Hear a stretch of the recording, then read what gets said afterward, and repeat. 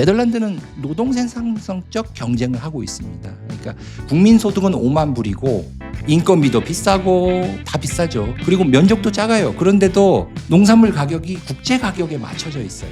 왜? 국제 가격을 맞춰야 세계 2위의 수출국이 되죠. 수출이라는 거는 무조건 가격이 맞아야 일단 가격이 맞아야죠. 일단 품질은 그다음부터- 알겠어요. 품질은 네. 알겠고 면적당 생산은 알겠는데 이것도 하고 저것도 하고는 안 된다. 수출하는 농업을 하려면 가격을 맞춰야 된다 무조건. 품질뿐만 아니라 가격 경쟁력을 해야 되고 가격 경쟁력을 하면 규모화도 해야 되지만 기본적으로 기업가 정신을 가지고 변화하지 않으면 살지 못한다라는 혁신 의식을 가져야 된다는 거예요.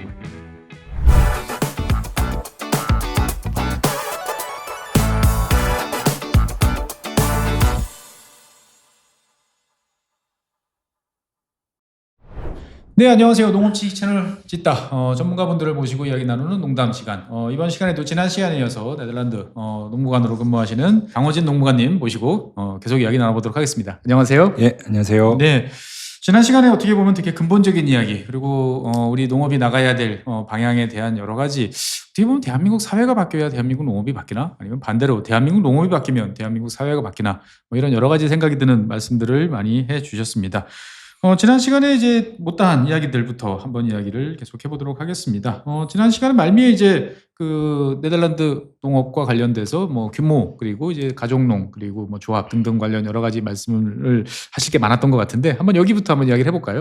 예, 일단은 그 네덜란드가 조금 우리나라가 따라갈 수 있는 모델인가 싶은 부분이긴 합니다. 그러니까 가족농은 똑같은데 네. 그 네덜란드는 기본적으로 또 가족농에 기반해서 조합형입니다. 가족 예. 플러스 예, 조합입니다. 조합형이라는 얘기는 우리 같이 뭐 농협이나 이런 식으로 뭐 위에서 이렇게 내려온 형태가 아니라 이제 장목별로 일단 예를 들어서 채소라든가 아니면 화훼라든가 유제품이나 이런 그 제품 품목별로 조합을 만들었고 네덜란드 농식품 산업의 모든 근간은 기본형으로 조합형인데 가장 한국이 이상적으로 볼 수 있는 방법이긴 합니다. 왜 그러냐면 예를 들어 요구르트를 팔든 아니면 무슨 가공식품을 팔든 그 판매를 하게 되면 쭉 올라와서 맨 상단에 있는 그 우리 농업인들에게 모든 그 소득이 돌아가기 때문에 그래서 이거를 말씀드리는 이유가 한국이 이렇게 돼야 된다라는 건 아닌데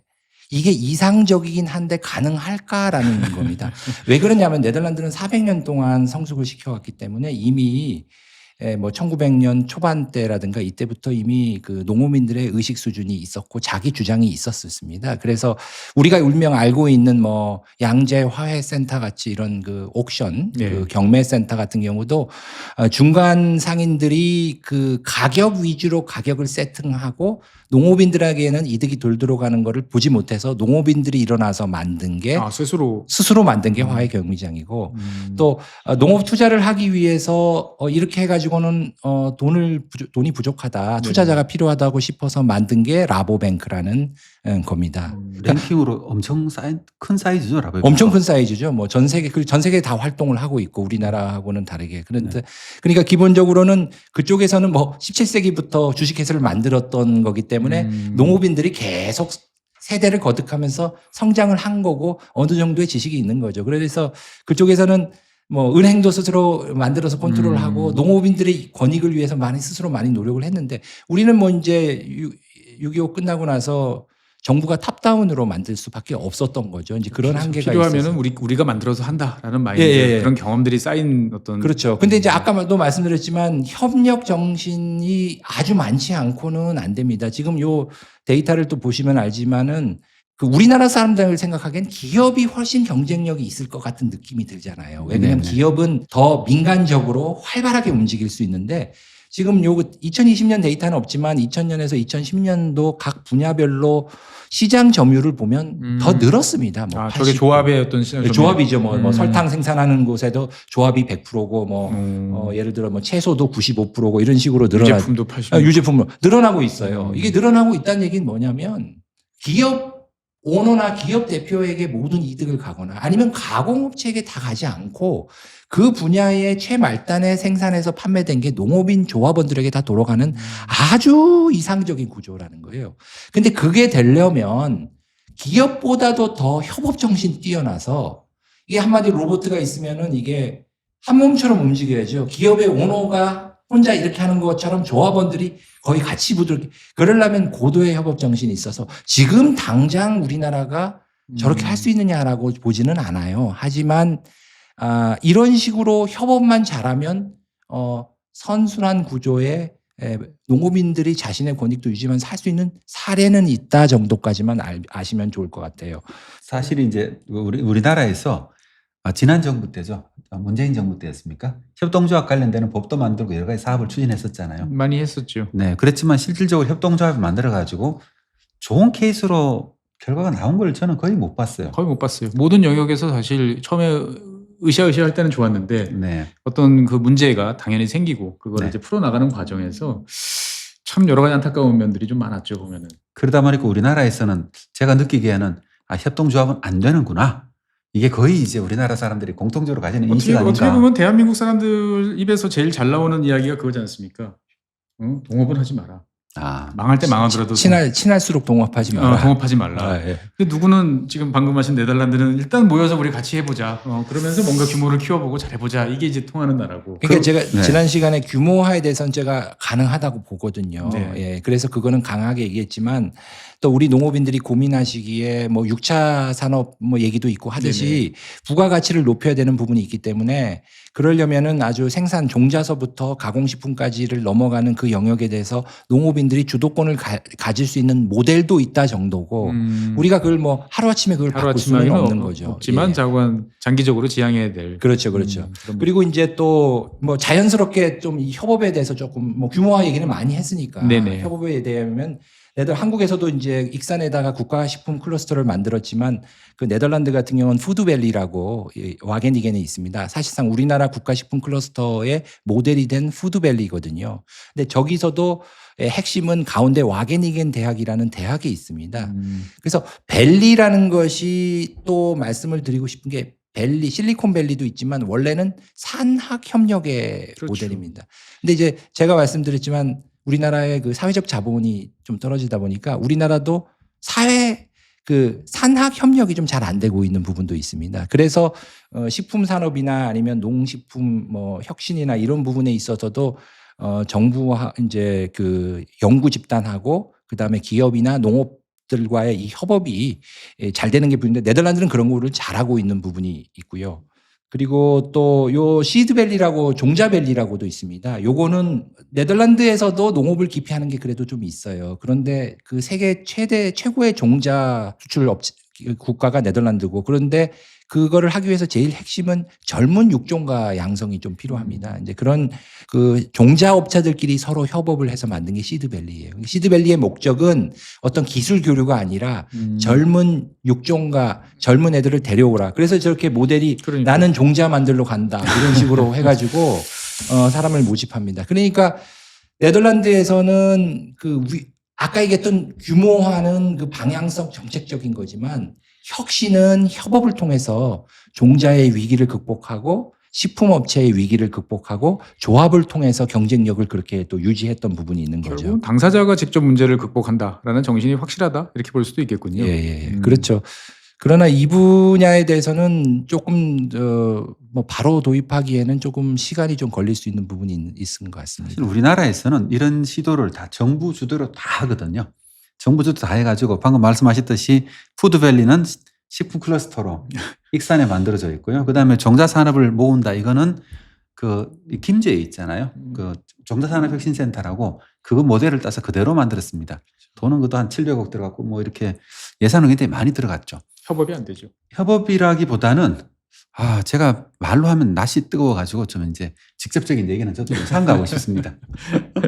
아니 그러니까 이게 뭐 저도 지금 뭐 종자랑 그 푸드밸리 쪽은 제가 지금 17년 있으면서 한국 쪽에서 얼마나 많이 요청이 많이 들어왔고 제가 얼마나 조언을 많이 드렸습니까? 제가 조언을 드렸던 핵심 포인트는 그 가운데 있는 그 연구 집단이 필요하다는 겁니다. 그래서 제가 계속 조언을 했고 그쪽에서 그래서 6개인가 이렇게 센터들을 좀 만들었던 부분이 있어요. 근데 한마디로 얘기해서 우리나라에는 밸리가 없거든요. 그러니까 미국의 실리콘밸리나 네덜란드 푸드밸리 같이 그 대학하고 기업들이 서로 신뢰하고 믿겠다라는 게 없습니다. 기본적으로. 그러니까 대학에서 충분히 그 실용적인 연구를 나에게 제공해주도 않고 또 나도 저분들이 가지고 있는 거에 대해서 신뢰가 없거든요. 그래서 그 우리나라가 지금 뭐 농업뿐만 아니라 어느 분야든 간에 여기서 한 단계 업하려면 그 대학 아카데미아하고 그다음에 기업 간의 그 유기적인 협력체는 농업뿐만 아니라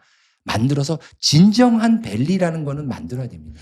좋은 말씀 해주셨어요. 사실 저는 대전에 갔을 때도 그거 참 많이 느끼거든요. 대전에 가면 우리 대덕 연구밸리 있잖아요. 뭐 대덕에 이제 네네. 연구단지 있는데 규모로 보면 사실 뭐 크죠. 근데 저는 거기를 다닐 때마다 느끼는 게 각 이렇게 고립된 곳이 그냥 모여 있을 거예요.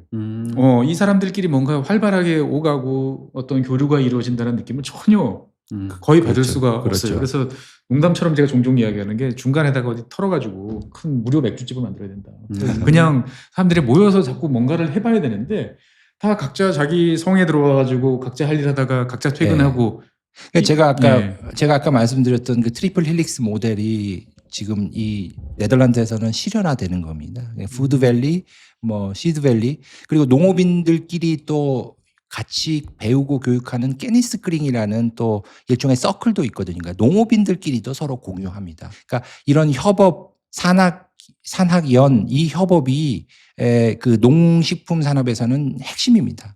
그 다른 산업도 필요한데 다른 산업은 다시 말씀드리지만 대기업이 자체 내재화시킨 부분이 있는데 농업은 기본적으로 그럴 가족 수가 농이기 없으니까. 때문에 그럴 수가 없기 때문에 우리가 가지고 있는 기본적으로 이 산학연에 대한 부족한 부분이 가장 극명하게 드러난 게 농업이라고 볼 수 있습니다. 그런데도 불구하고 그 네덜란드 같은 경우는 그 여전히 협업이 부족하다고 1997년에 와게니겐 대학하고 네. DLO를 합병을 했습니다. 와게니겐 대학은 뭐 예를 들어 서울대 예. 농생대라고 보자고요. 예를 들어서. 그리고 DLO는 이제 네덜란드의 농진청이라고 농진청. 보시면 됩니다. 그거를 1997년에 합병을 했는데 이때 피바람이 불었던 거죠. 그때도 정부랑 그 정부 쪽에서나 이쪽에서 본 게 아카데미아하고 정부 출연이 협업을 안 한다라고 본 거예요. 그러니까 합치면 잘 될 거다. 그래서 또 합치려는 노력을 하는. 그러니까 저쪽에서는 기본적인 시민 의식도 있고 또 그 섹터나 정부 쪽에서 그거를 유발하기 위한 피나는 노력을 한 거죠.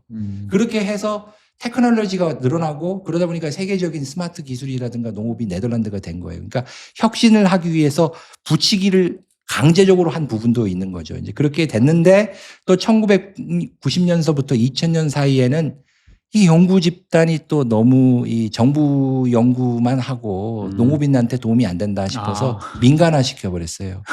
그래서 지금은 네덜란드에 있는 그 농업인 단체가 자기가 부족한 기술이나 이런 게 있으면 즉 UR이랍니다. University and Research Center. 그러니까 이제 대학만이 아니라 대학과 연구 집단에게 의뢰를 하면 거기서 일종의 의뢰 받은 거를 농업인들한테 돌려주는 형태로 이미 이제 전환이 됐습니다. 그래서 무상 익스텐션, 그러니까 일종의 지도 사업이 아니라 이제 의뢰하고 그걸 바탕으로 서비스를 제공하는 방향으로 지금 전환이 돼 있는 겁니다. 근데 지금 협력 얘기를 계속했는데 이 협력을 하기 위해서는 농업인 소득이 올라야지 그렇죠. 되는 농업이 소득이 오르려면 규모가 돼야 되고. 돼야 돼요. 결국은 다 엮여 있는 그렇죠. 그게 다 엮여 있는 겁니다. 결국 그 네덜란드 농업 이야기하다 보면 또 이 작은 면적에서 또 농업 수출 상당히 많이 한다라는 이야기들도 이제 있는데 사실 뭐 시청자분들께서는 되게 궁금하실 것 같아요. 이게 어떻게 가능하지?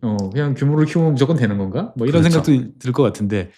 그 기본적으로 이제 한국하고 네덜란드 기후 비교를 제가 한번 그래프를 만들어 봤어요. 예, 그랬을 때 보면은 그 오렌지색이 이제 오렌지색이 네덜란드. 네덜란드고 이제 파란색이 한국인데 그 저는 한국 기후가 농업하기 상당히 어렵다고 지금 어렵다. 보고 있습니다.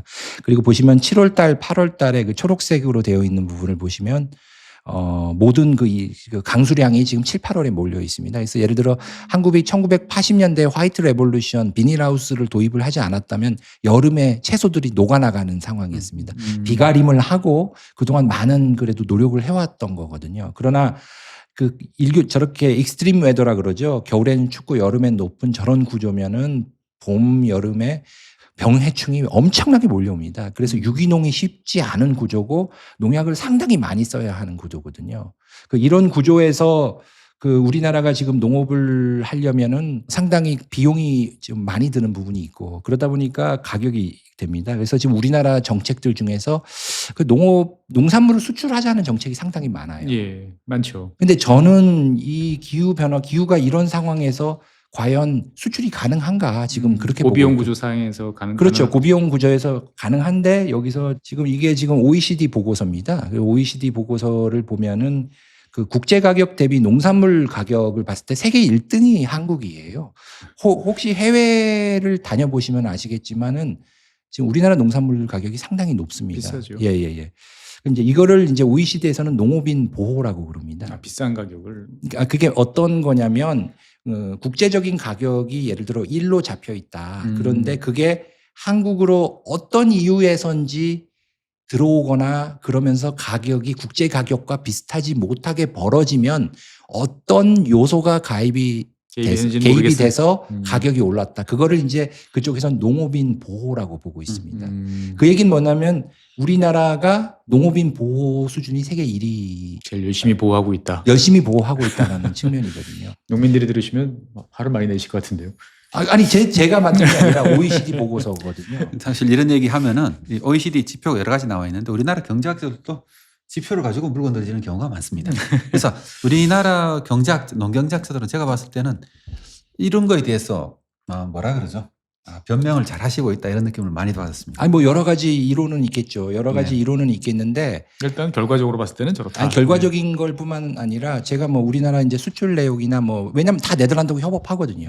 우리나라가 수출 제일 많이 하는 게 파프리카고 네. 그럼 네덜란드 유리온실이랑 협업해가지고 지금 이제 일본 수출하는 게 전체 수출량에서 제일 많아요. 그리고 버섯도 있고 그다음 화훼 같은 경우도 백합 같은 경우도 일본 수출을 많이 했는데 구구는 네덜란드에서 왔거든요. 제가 가격을 다 알고 있어요. 그러니까 이제 농산물 가격이 기본적으로는 뭐 우리나라 돼지고기 가격도 있고 원유 지금 네덜란드에서 혼합탈취 분야라든가 수입 상당히 많이 됩니다. 많이 하고 있죠. 그 전체 시장의 50%가 네덜란드에. 그럼 우리나라 이제 좀 식품업체 있었지 않습니까? 네. 식품업체에 있으면서 봤지만은 가격 그 원료 안 쓰면은 제 가격을 낼 수가 없어요. 아이스크림이든 뭐든 다 그런 거죠. 다 그걸 그러니까 해외 유원료를 쓰지 않으면 나올 수가 없는 구조거든요. 저렴한 뭔가 도입해야만. 저렴한 원료를 도입을 해야 되겠죠. 그렇게 돼서 기본적으로는 프라이머리 프로덕트 그러니까 1차 농산물 가격이 상당히 높은 수준인데 이 상황에서 저 가격으로 해외 수출할 수 있는 나라가 있느냐. 그것도 제가 아까 얘기했던 불나방하고 좀 비슷한 개념인데 농산물 가격이 높은데 그걸 어디다가 수출을 하느냐는 얘기입니다. 그렇죠. 뭐 일반적인 상황에서는 그럴 수밖에 없다고 생각하고 농무관의 의견에 동의할 수밖에 없는데 근데 우리나라라는 게 그렇잖아요. 기후변화라는 거 이런 문제 때문에 수급 조절이 상당히 문제가 있어가지고 사실 계속 수입만 하면 과잉 생산을 면할 수가 없잖아요. 경쟁에 있는 품목도 못 만들어내고 그러니까 농업계에서는 농업계에서는 어떤 상품이든 수출할 수 있는 농산물을 만들어내야 된다라는 절박감은 있는 것 같아요. 어떤 농산물을 수출을 했습니까? 딸기도 하나의 후보가 될 수 있지 않을까 그런 고민을 하고 있고 저 같은 경우는 전략적으로 쌀 같은 경우 있잖아요. 이 같은 경우도 우리가 많이는 아니더라도 1년에 5만 톤이든 10만 톤이든 수출할 수 있어야 되지 않을까 뭐 그런 생각을 하고 있죠. 저는 근데 우리나라가 수출할 수 있는 나라가 주로 일본, 홍콩, 싱가포르입니다. 그렇죠. 그러니까 저는 제가 생각하는 우리나라에 대한 농업 꿈은 상당히 경쟁력 있는 농산물을 수출을 해서 해외로 수출할 수 있는 그런 대국이 되기를 원하는 측면이 있습니다. 한국인이니까. 그런데 지금 우리나라보다 농산물 가격이 높게 형성되어 있는 나라 외에는 수출하는 거는 가격 경쟁력이 되지가 않습니다. 그렇죠. 예.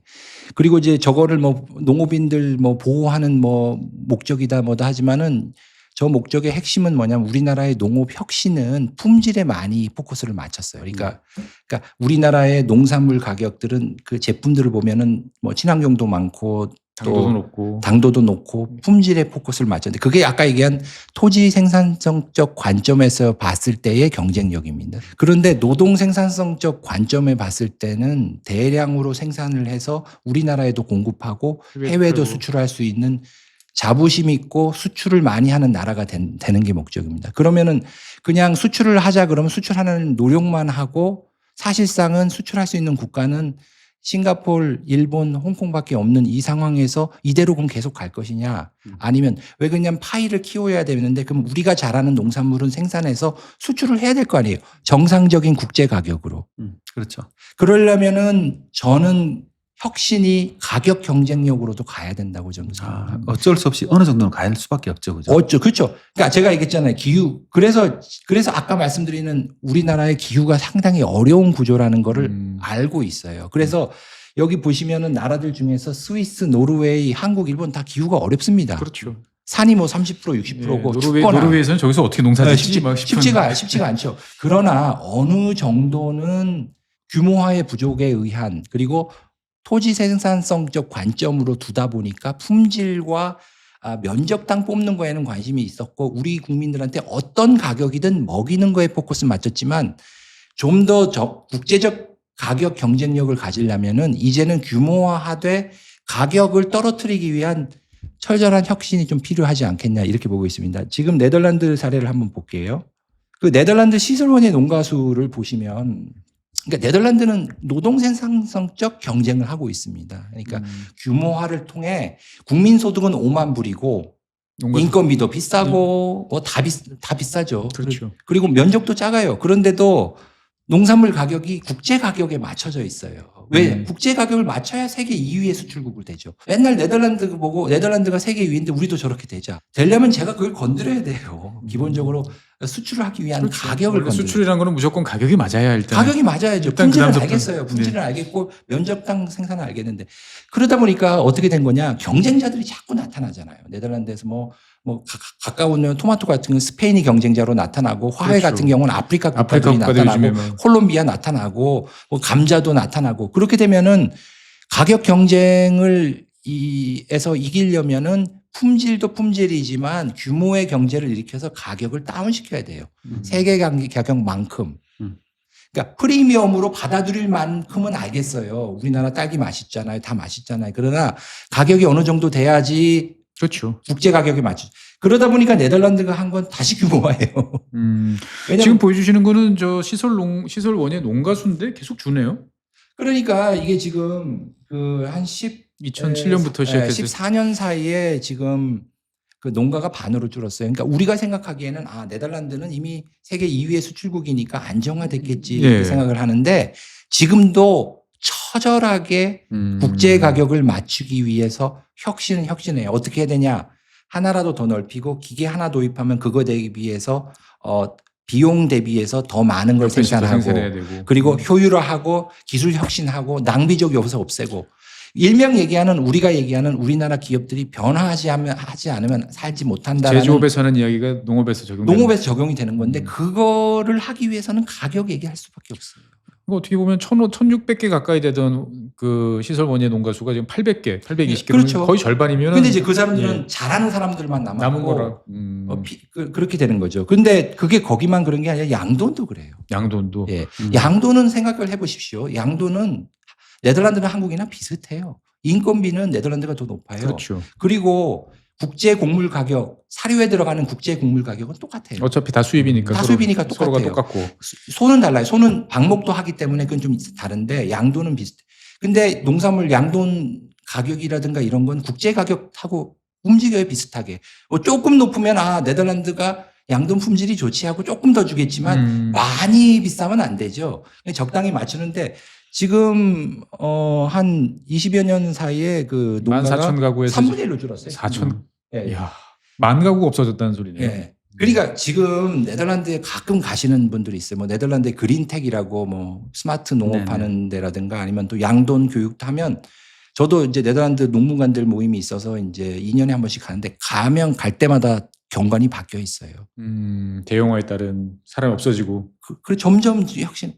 그게 뭐냐면 세계 시장 가격하고 플레이를 같이 한다는 얘기예요. 근데 선진국으로서 살아남기 위해서 지금 저렇게 되고 있다는 거예요. 제가 드리는 말씀은 아까 처음에 드린 것처럼 뭐 농업인을 보호를 많이 한다. 뭐 이게 제 메시지가 아니고 그거는 기후가 어렵기 때문에 어쩔 수 없는 부분도 있어요. 그러나 다시 지난 세션에서 얘기했던 그 철학 자체가 수출하는 농업으로 전환을 하셔야 돼요. 이것도 하고 저것도 하고는 안 된다. 어떻게 보면 수출하는 농업을 하려면 가격을 맞춰야 된다 무조건. 품질뿐만 아니라 가격 경쟁력을 해야 되고 가격 경쟁력을 하면 규모화도 해야 되지만 기본적으로 기업가 정신을 가지고 변화하지 않으면 살지 못한다라는 혁신 의식을 가져야 된다는 거예요. 그것이 네덜란드가 지금까지 유지되고 있는 건데 이렇게 되는데 그럼 얘기할 거예요. 그럼 저렇게 다 줄고 그러면 뭐 농업 다 어떻게 되냐. 최근에 네덜란드에서 BBB 당이라고 농민당이 들어왔어요. 지방선거에서 되게 득표를 많이 했던 걸로 알고 했죠. 있습니다.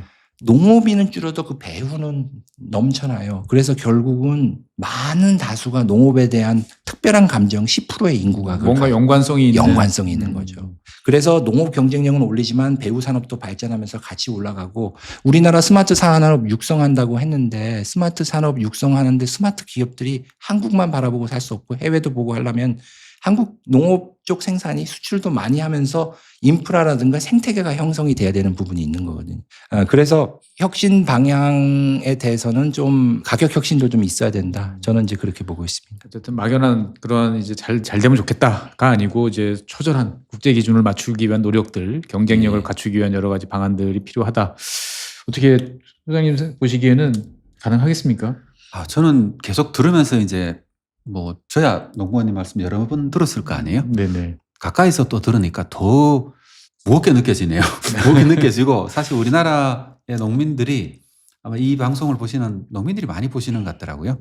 댓글을 보시면 농민들이 많이 댓글을 맞습니다. 뭐 좀 좋은 말씀을 많이 달아주시는데 아주 좋은 말씀 많이 달아주시는데 보면은 상당히 좀 이렇게 네덜란드처럼 될 수 있을까 이런 걱정을 굉장히 많이 할 것 같다는 생각이 들고 사실 이런 얘기가 굉장히 낯선 분들이 많을 거다 싶은 생각이 들거든요.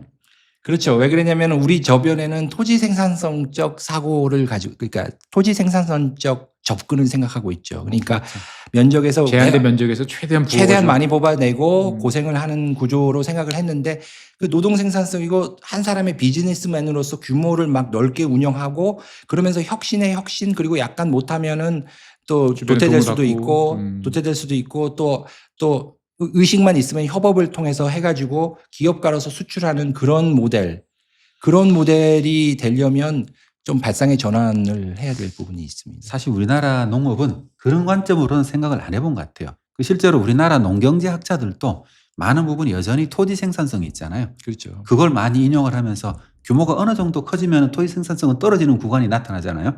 이제 기계화가 안 되고 이제 노동이 투입되는 게 많아지다 보면은 어느 구간에서는 한계 효용성이 나타나죠. 그렇죠. 그러니까 이걸 넘어서야 다시 늘어나는데 제가 드리는 말씀은 이게 일명 얘기하는 선지적.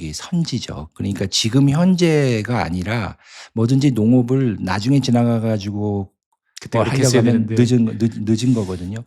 우리나라를 그러니까 오늘은 네덜란드 농업 방식 배우는 나라니까 네덜란드 농업 방식 안 하셔도 되는데 제가 봤을 때 어차피 농업 인구 지방에 있는 농업 인구는 줄어들게 돼 있습니다. 2% 1%로 줄어들고 그다음에 식량 안보가 점점 중요해지기 때문에 우리가 우리 생산성을 상당히 높여야 되는 부분이 있고 그러면서 지금 국민 소득이 뭐 4만 불, 5만 불 내면 농업 소득에서 기여하는 부분도 늘어날 수밖에 없을 거예요. 그렇게 되면 수출도 일부 하고 생산성이 있고 경쟁력 있는 농업으로 가야 될 수밖에 없거든요.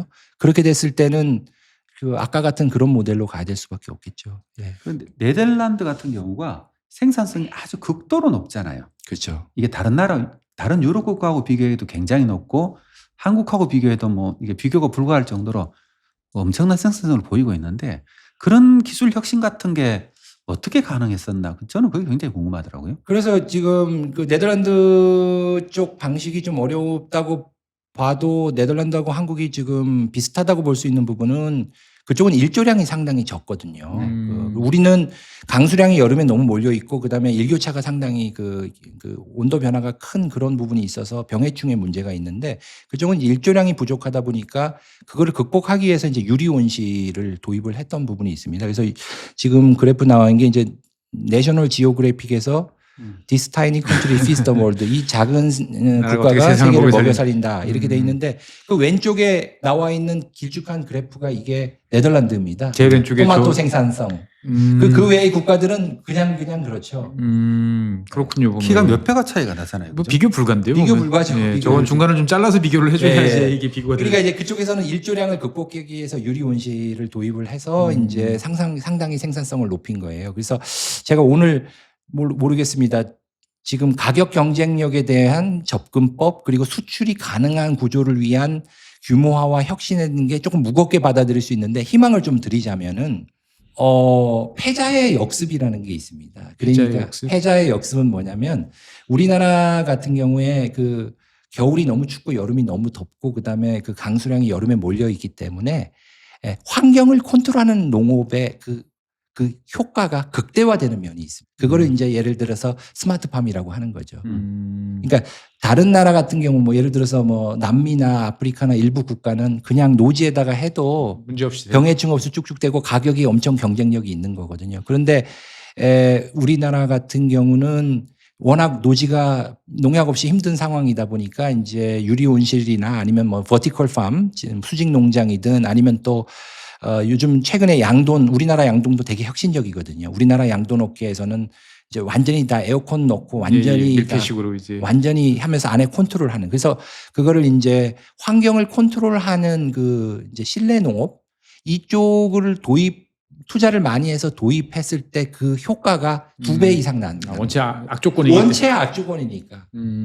그런데 네덜란드도 뭐 좋았다고 보는 건 뭐 땅이나 이런 거 강수량은 좋은데 일교차가 일조량이 부족하니까 그거를 통해서 극복한 부분이 있거든요. 그러니까 그거는 어떻게 보면은 혁신이 지속되다가 자기네가 방법을 찾은 거거든요. 그래서 우리나라는 그래서 또 기후 변화에 상당히 지금 취약한 전 세계 지금 기후 변화로 지금 고통스럽지 않습니까? 우리나라 농산물 가격도 그렇게 되고. 그렇죠. 그렇기 때문에 차츰 우리나라 농업 혁신은 그 실내 농업 위주로 갈 수밖에 없는 거고 그리고 그거의 효과가 훨씬 많을 겁니다. 제대로만 하면 어쨌든 생산성 향상은 분명히 나타날 것이다. 그렇죠. 사실 우리나라 저 온실 있잖아요. 온실 면적이 중국 다음으로 스페인하고 비슷하고 스페인 우리나라보다 10배나 더 큰 나라잖아요.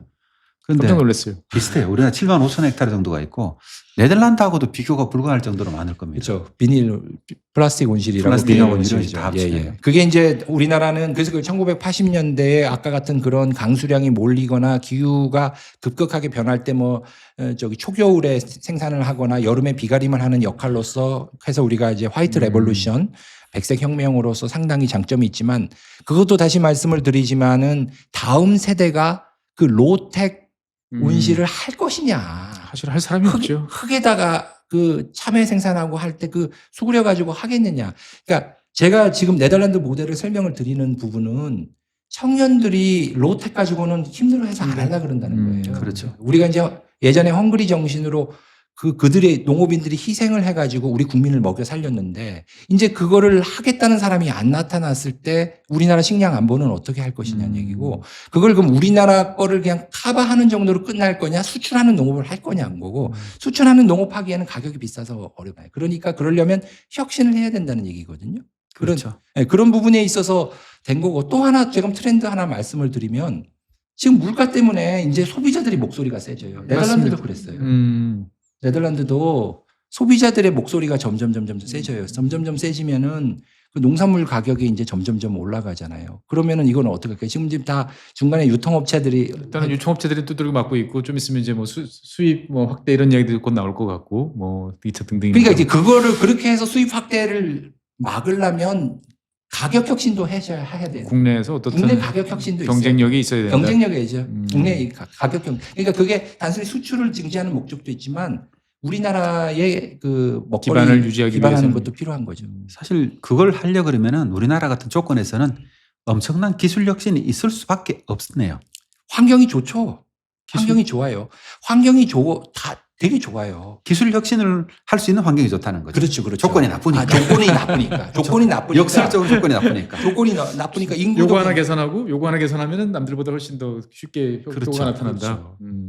어쨌든 보면 햇볕이 부족한 네덜란드에서 온실 산업이 발전했고 물이 부족한 이스라엘에서 물 관리 기술이 아주 발전해가 세계 농업을 제패하고 있고. 그리고 여기 아까 얘기했던 그런 5개 국가에서 혁신적인 요소가 생길 여지가 많아요. 그 생길 여지가 많고 그래서 항상 역사는 돌고 돌기 때문에 그 한국에서 기후 변화에 대응하는 어떤 농업에 그거를 만들 수가 있는데 그러려면은 농업인이 잘 살아야 그런 생각을 하죠. 그래서 규모화를 또 해야 되는 거죠.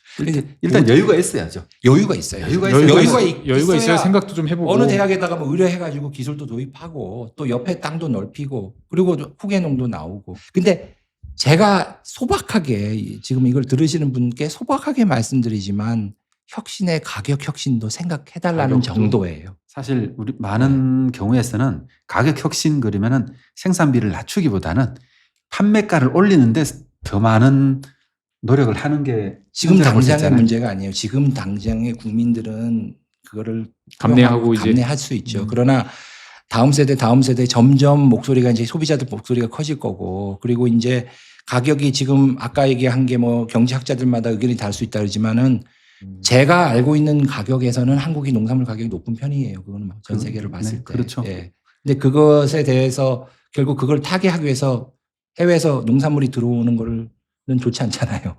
그러려면 우리 경쟁력을 갖춰야 된다. 우리 가격과 경쟁력을 갖춰야 되고 수출까지 할 정도면 거기서 각지 필요 없는 가격이 경쟁이 떨어지는 건 좀 받더라도 우리 것도 보내는 그런 즐기는 농업이 될 수가 있지 않겠어요?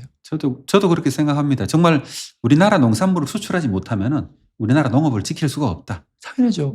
근데 지금 농업을 수출하겠다라는 정책과 얘기를 하는 게 제가 보기엔 안 맞아요. 현재 정책과 수출이라는 가격이 목표와는 높은데 뭘 어떻게 수출하겠다는 건지는 잘 모르겠어요. 생산비를 낮추고 가격을 낮추려는 노력이 있어야 뭐 수출이 당연하죠. 가능한. 예. 그렇죠. 싸야 수출이 되는데 뭐든지. 맞습니다. 아니 뭐 국제 가격보다 1이면 뭐 1로 맞추란 얘기는 아닌데 5에서 10% 정도 비싼 거야. 품질로 극복할 수 있다. 1.23, 23 정도면 해외에서도 뭐 유기농 정도는 한 20% 더 줄 수 있고 또 우리나라 맛이라든가 한류 뭐 이런 거 해가지고 붙일 수 있는 정도로 경쟁력을 높아야 주변으로 쫙 뿌릴 수가 있는데 거기에다가 특히 환경을 컨트롤하는 농업으로 해서 생산을 하고 그렇게 해서 수출하면서 받을 건 받고 보낼 거 보면서 어떻게 보면은 수입만 하는 나라가 아닌 이런 나라로 이제 구조를 바꿔야겠죠. 아니 이 말을 안 하고 어떻게 농업 어떻게 할 겁니까? 그럼 사실 방법은 아는 것 같아요. 그렇게 해야 된다는 게 전공법이라는 걸 알고 우리가 고민할 것은 그걸 어떻게 가능할 것인가라는 게 이제 우리 노지로는 조금 네. 어느 정도는 최대한 노력을 하고 무슨 뭐 정밀 농업이나 여러 가지 방법도 있어요. 그래서 최대한 농업하고 또 국내 시장과 이렇게 할 수 있는 그것조차도 규모화를 해야 되고 그러니까 어떻게 보면 규모가 작은 나라일수록 더 혁신을 통해서 뭔가를 쥐어짜서 노력을 해야 되는데 어떻게 보면 제가 다녀보니까 오히려 덩치가 크고 하는 뭐 미국이나 호주나 이런 쪽 같은 경우가 더 혁신에 전심전력을 다하고 있고 이미 잘하고 있는 네덜란드가 더 네덜란드도 혁신을 지금 하고 있고 네덜란드는 지금도 가면은 난리예요. 한마디로 날라다니는 정도, 날라다니고 있어요. 그렇게 그 갈 때마다 그 바뀐다, 확확 바뀌고 바뀌는. 있는 그런 것들을 봤을 때 좀 드리고 싶었어요 이 말씀을. 그 나라는 지금 화면에 한번 보여주신 것도 한번 설명을 잠깐 해주시면 좋을 것 같습니다. 아마 예. 샘플로 갖고 나오신 것 같은데. 예. 그래서 뭐 네덜란드의 농업은 지금 현재 그렇게 되다 보니까 지금 스마트 농업은 이제 수출도 많이 하고 그러니까 국내 시장 크기에 수출도 많이 하다 보니 배후 산업과 인프라가 늘어나고 생태계가 형성되니까 거기에 연구자들도 늘어나니까 이런 자율재배나 AI 같은 것들에 대한 연구가 집중적으로 이루어지고 있어요. 그래서 자율재배군요. 자율재배죠. 그러니까 뭐 환경 컨트롤을 자기가 농업인이 직접 하는 게 아니라 네네. 내가 생산량을 요 정도 조금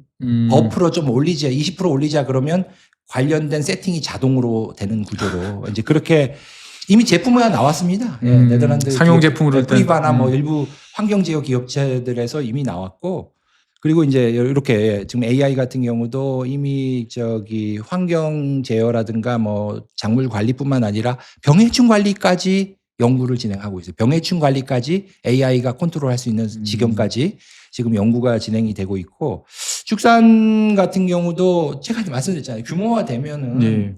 뭐 차규 로봇도 써야 되고 또 예를 들어서 분뇨 처리 같은 경우. 분뇨 같은 경우도 지금 진공 로봇 로봇 청소기 같은 게 돌아다니면서 분뇨 다 청소해야 되고 또 환경 같은 경우도 기후 환경을 다 자동으로 컨트롤해야 되고 그 다음에 뭐 소가 아프거나 돼지가 아프면 뭐 기침 소리나 아니면 체온 같은 걸로 자동 진단하는 시스템 다 제품화되어 있습니다. 그러니까 우리가 그 꿈꾸고 있는 그 배후 산업은 저것들을 살만한 농업인들이 많을 때 이루어질 수 있는 구매력이 부분이에요. 있는 농가만 예, 예. 판매할 수 있다. 예. 그리고 저분들은 그거를 네덜란드에서만 팔아가지고는 그렇죠. 안 되고 전 세계 수출은 전 세계 수출을 하려면 수출 가격 경쟁력이 있어야 되는 거죠. 그리고 노지도 네덜란드에서는 이제 정밀 농업이라는 것이 있는데 예. 정밀 농업 같은 경우도 우리는 이제 정밀 농업을 얼마나 균등하게 종자를 뿌리고 뭐 비료를 정밀하게 넣냐 하는데 이제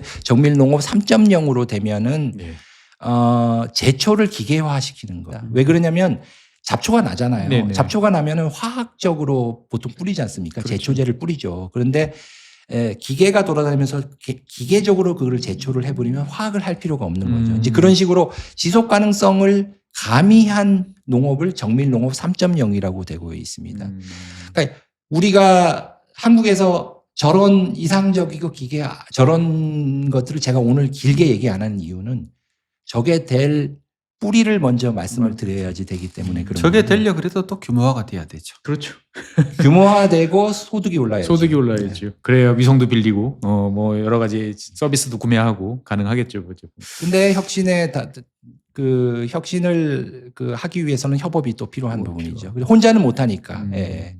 그러니까 결국 농무원님 말씀 쭉 듣다 보니까 혼자서 할 수 없는 일이고 같은 배를 탔다라는 의식 하에서 우리가 어떻게 하면 더 잘할 수 있고 이것을 규모를 키워가지고 경쟁력을 갖출 수 있느냐 안쪽이든 바깥쪽이든 이거를 하기 위한 노력이라는 것이 지난 시간에 말씀해 주셨던 어떻게 보면 상호 신뢰, 협력 그리고 그러한 전통 뭐 이런 것들이 다 필요하겠군요 보면. 그게 모두 이제 다 구성이 돼야 되고 근데 네. 이제 되게 어렵잖아요. 오늘 지금 얘기 들어보시면 알지만 어렵지 않습니까? 좀 아득합니다. 솔직히 가격 경쟁력, 규모화, 협력 그게 그렇게 쉬웠으면은 전 세계가 다 네덜란드 했겠죠. 했겠죠. 다 저는 했겠죠. 미국 기사 한번 본 적이 있는데 미국도 농업 잘한다고 세계 수출 1위잖아요. 그 기사가 뭐냐면은 그 네덜란드 농업을 왜 수출 2위냐 해가지고 미국이 따라가서 배워야 된다. 네. 이런 내용이 나오는 거였어요. 그래서 네덜란드 농업을 보면서 모든 나라가 다 되고 싶어 하는데 아무도 되지 못한 어떻게 보면 아직까지는 그게 아닌가 싶은 생각이 들었고요.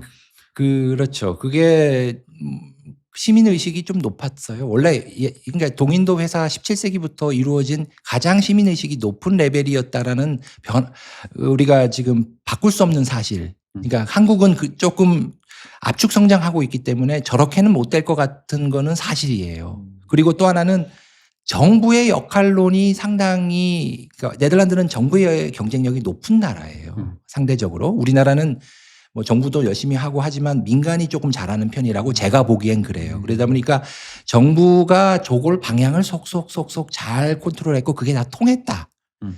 그런 측면이 있거든요. 아니 쉬웠으면 누가 합니까? 난이도가 제법으로 올라가. 아니 그게 쉬웠으면 네덜란드 같이 되죠. 그래서 제가 오늘 근데 제가 그렇다고 솔루션이 없는 건 아니에요. 저는 다시 말씀드리잖아요. 조합형은 당장은 이루어지기 힘든 어렵다. 구조고요. 그 다음에 협업은 세대가 좀 지나야 돼요. 이게 하루아침에 우리가 지금 계속 치열하게 경쟁을 해서 나라를 이만큼 발전시켰는데 이거를 뭐 너 협업하자고 협업이 되나요? 안 되잖아요. 그리고 그런 부분에서 그 두 개는 당장은 어렵다고 봅니다. 당장은 어렵다. 그래서 제가 그래서 첫 세션 때 했지만은 규모화는 가능해요. 규모화가 먼저. 규모화는 가능한 게 인구가 계속 줄어들기 때문에 일단 은퇴 정책을 과감하게 해서 처음에는 좀 과하게 정부 지원을 많이 해서 내가 나가도 지금 우리나라 농지 이양 직불금도 있고 또 농지 연금제 그거보다 더 그래서 과감하게 해서 그거를 규모화를 하려는 걸 하면서 또 그 직불금을 좀 과감하게 그 규모화에도 포커스를 맞추게 해가지고 그거를 10년이고 20년이고 차근차근히 가면은 네.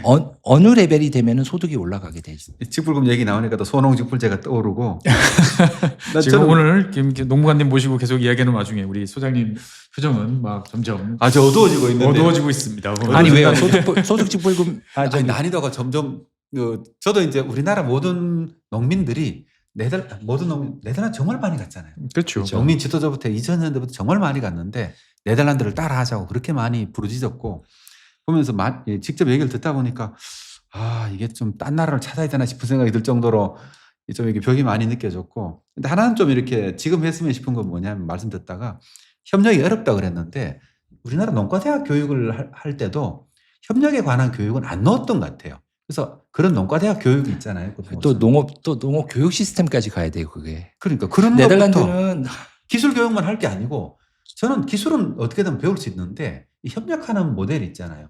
어떻게 하는가 하는 걸 정말 대학 교육까지 그거는 결국은 교육이라기보다는 사회 전체가 이제 바뀌어야 되지 않을까.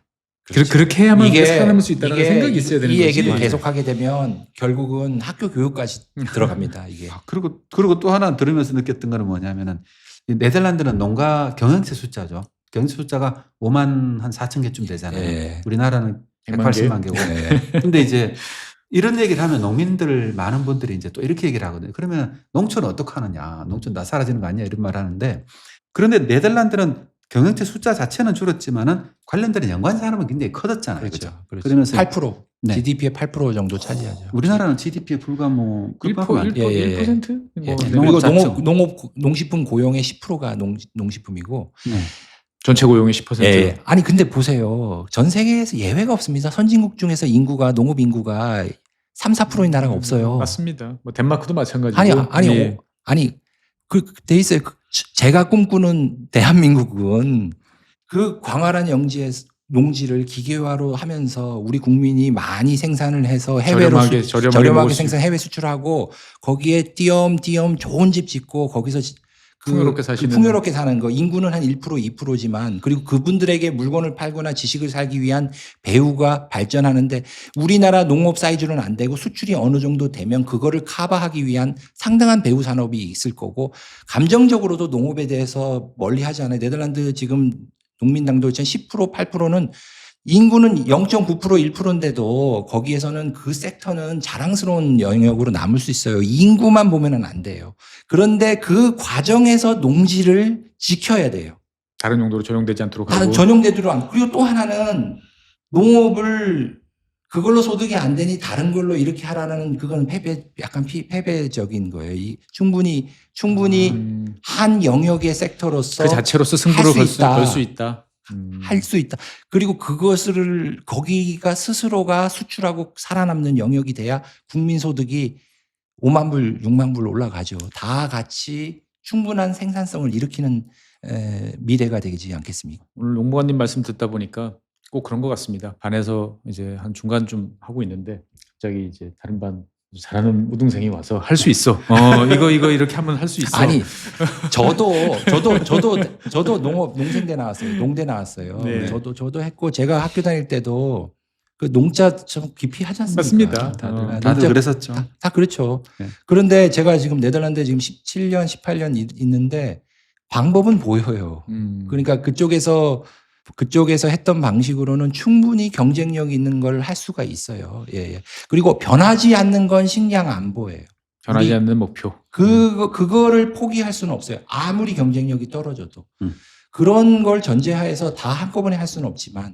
변하지 않는 목표가 있고 그것을 위한 장기적으로 지속돼야 될 정책이 있어야 되고 그것을 그렇죠. 위한 수단은 이미 다 뭐든지 알고 있는데 그걸 어떻게 조합을 하고 우선순위를 따질 건지를 우리가 한번 아까 세 개 중에 하나라도 안 되면 안 됩니다. 안 된다. 서로 이해하고 협력하고 규모하고 협력하고 가격 혁신 세 개. 네. 쉽네요. 하면 되네요. 세 개만 하면 됩니다. 네. 교과서 위주로 공부하고 선생님 말씀 잘 듣고 하루에 6시간씩 충분히 자면 수능 만점 가능한 것처럼 네. 어떻게 보면 우리는 이미 답을 알고 있는지도 모르겠는데 그 새로운 것을 이제 뭔가를 한 번 더 해야 된다는 게 많이 힘겹고 네. 좀 익숙치 않은 것 같습니다만 농부님 어떻게 보면은 참 그냥 막연한 해외 사례가 아니고 정말 애정과 어떻게 보면은 여러 가지 그간의 경험을 말씀 2시간에 걸쳐서 많이 해주신 것 같아요. 특히 뭐 애정이 많이 느껴졌어요. 맞습니다. 농업에 대한 안타까움도 네. 묻어났고. 그러니까 네. 어쨌든 우리가 할 수 있는 할 수 있다라는 또 그러한 또 관점에서 여러 가지 말씀해 주셨는데 그게 가능하겠어라는 생각도 들지만 사실 뭐 1960년대 70년대 초반에 우리가 첨단 제품을 수출하고 세계적으로 일본보다 더 잘난 뭔가를 한다라는 건 상상을 할 수 없었는데 뭐 50년 후에는 이렇게 됐지 않습니까? 그런 것처럼 지금은 좀 힘들지만 30년 후를 생각해보고 지금 뭘 해야 될지를 좀 고민해보는 그런 시간으로 생각해 주셨으면 좋겠습니다. 네, 지난 시간에 이어서 2시간 동안 여러 가지 애정 담긴 그러면서도 또 한편으로 보면 냉정한 말씀을 해주신 우리 강호진 네덜란드 대사관 농무관님께 감사의 말씀드리겠고요. 이 방송을 보시는 여러 시청자분들께서도 여러 생각들 그리고 견해들 뭐 남겨주시면 또 좋은 또 한번 우리가 또 공론화 장이 되지 않을까 싶습니다. 네, 장시간 시청해주신 여러분 대단히 감사하고요. 나와주신 우리 강호진 농무관님 그리고 소장님 감사하다는 말씀드리면서 오늘 준비한 사항은 여기까지로 마치겠습니다. 네, 감사합니다. 네, 고맙습니다. 감사합니다.